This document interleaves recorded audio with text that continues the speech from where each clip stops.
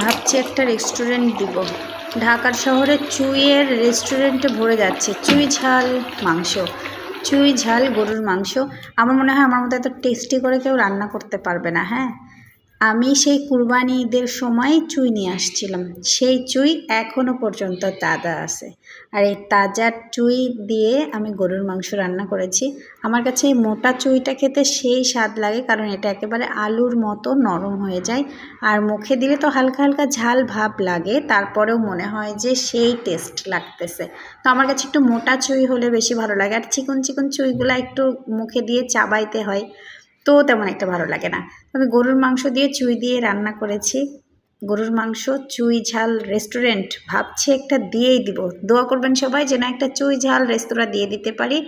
আর ইনশাআল্লাহ সরিষা তেল দিয়ে রান্না করব গরুর মাংস, চুই ঝাল রেস্টুরেন্ট। কেমন হবে?